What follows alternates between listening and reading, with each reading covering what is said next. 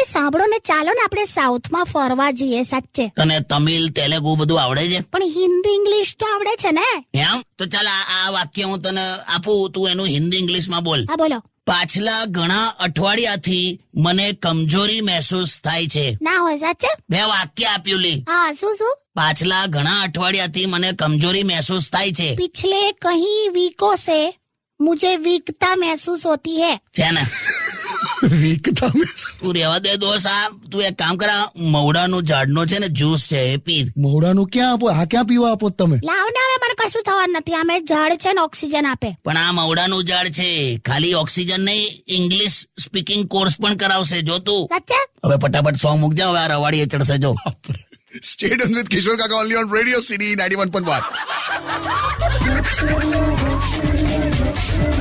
Only on Radio